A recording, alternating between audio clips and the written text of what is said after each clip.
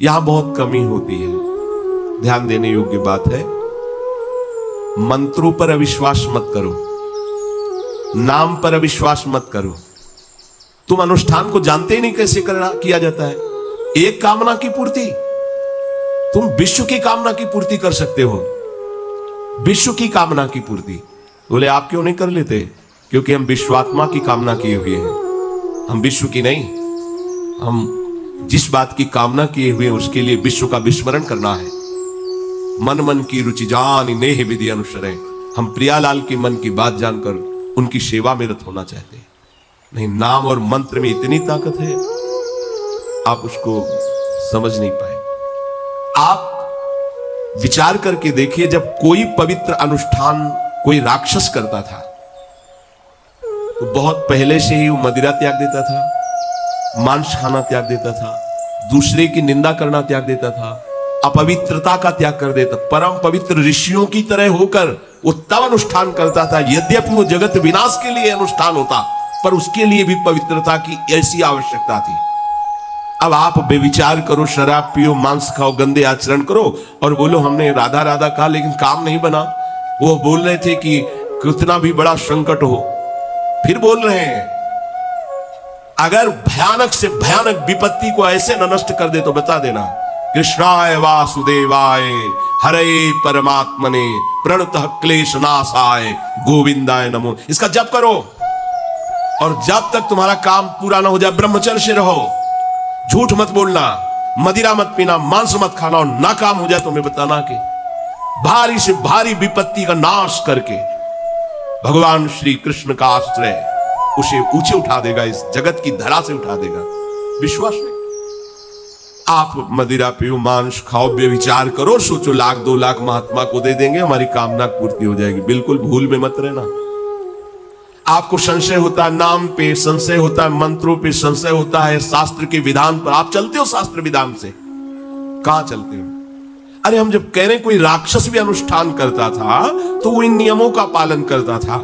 इतना अनुष्ठान में कि मेघनाथ को पैरों से मार रहे हैं बंदर भालू, पर वो ना मंत्र छोड़ रहा है, ना हिल रहा है, ना उनकी तरफ देख रहा है। इतना सहनशील होना चाहिए अनुष्ठान के लिए। किसी कामना की पूर्ति के लिए सांगोपांग अनुष्ठान करो, भला कामना की पूर्ति ना हो जाए? नहीं। आप शास्त्रों में पढ़ के देखो, संतान उत्पत्ति के लिए कैसे व्रत, पयोव्रत का कैसे अनुष्ठान किया। पवित्र रह करके इतनी इतनी मात्रा में ये आहार लेना, इस मंत्र का जब भगवान गर्भ में आ गए, क्या चाहिए तुम्हें? भारी से भारी विपत्ति को दूर करने के लिए आर्त भाव से पुकारो भगवान को। तुम्हें धनी बनना है, अनुष्ठान कीजिए। हम कह रहे किसी विशेष मंत्र आदि की तरफ ना बढ़िए, बोलिए राधा राधा। क्या चाहिए आपको? कृष्ण कृष्ण बोलिए। सब मंत्रों का सार है नाम में, आप बोलिए तो नाम। पवित्र होइए, गंदे आचरण छोड़िए। क्या चाहिए आपको? भगवान का नाम जहां गूंजता है वहां ऐश्वर्य अपने आप चरणों में लौटता है। अब छल कपट करो, हिंसा करो, गंदे आचरण करो, सोचो हम बहुत बड़े धनी बन जाएं, तो दुष्कृति का फल दरिद्रता और दुख होता है। सुकृत का फल ऐश्वर्य और सुख होता है। अब लगाओ तुम कांटेदार वृक्ष और चाहो कि हमको रसीला फल प्राप्त हो, तो इसे मूर्खता ही कहते हैं। फिर दोष देता है काल, कर्म, ईश्वर को, शास्त्रों को, मंत्रों। अरे कुछ नहीं, नाम मंत्र में जरा सी भी अनुष्ठान में त्रुटि हो जाए तो उसका फल बदल जाता है। आप कहां अनुष्ठान कर रहे हैं? कौन सा अनुष्ठान कर रहे हैं? सबसे पहला नियम अनुष्ठान का होता है पवित्र आचरण, ब्रह्मचर्य, सत्यवाद, पवित्र भोजन, संयम से। कोई भी अनुष्ठान कर, किसी भी विषय का अनुष्ठान करके देखो, अभी हो जाएगा। ये तो हमसे नहीं होगा तो फिर आप बड़ी बड़ी कामनाएं करते हो, हवा में कामनाएं पूर्ण हो जाएंगी। किसी की भी काम, किसी का भी महाबली या तेजस्वी पुत्र पैदा हुआ, उसको देखो कैसे रहा है, उसकी माता पिता कैसे आचरण किए। 10,000 वर्ष तक भगवान श्री हरि में मन लगाकर निरंतर मंत्र जपने पर कश्यप और विंता जी ने भगवान गरुण जी को प्रकट किया। भगवान गरुण जी श्री हरि के वाहन, प्रथम पुत्र अरुण जी जो सूर्य के सामने बैठे हुए हैं, सारथी बने 10,000 वर्ष। करदम जी भारी तपस्या करके पत्नी प्राप्त कर रहे हैं, तो भगवान स्वयं कपिल देव जी के रूप में अवतार ले गए। बिना भजन के, बिना पवित्रता के, बस कामनाओं की पूर्ति, हवा में कामनाओं की पूर्ति हो जाएगी।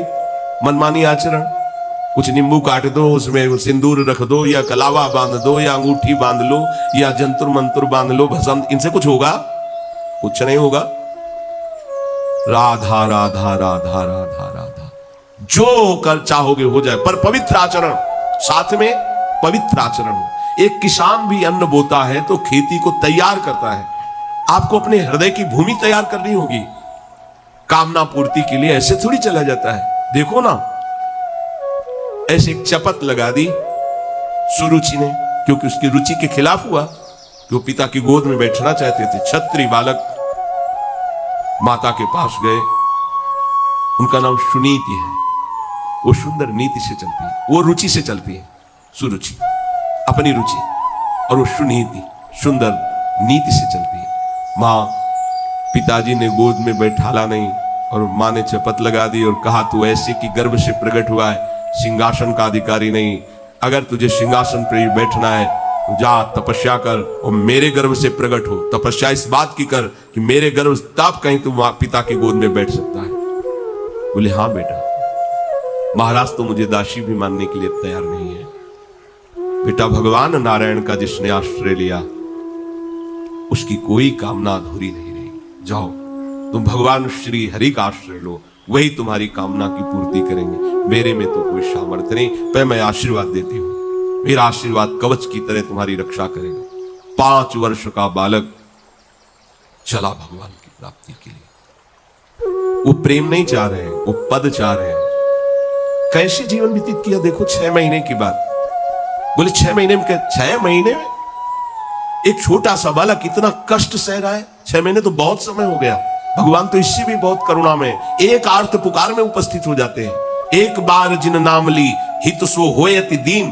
अगर कोई कामना नहीं है, केवल प्रभु के मिलन की चाह है और हृदय आर्त भाव से पुकार दे, तो दूसरा नाम नहीं लेना पड़ेगा।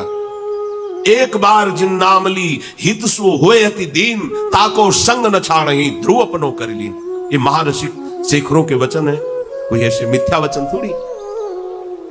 श्वास को भी रोक लेते हैं। भगवान का जो मंत्र श्री देवर्षि नारद जी ने दिया उसी का ध्यान कर दिया। ऐसा पद मिला कि सप्त ऋषि परिक्रमा करते हैं।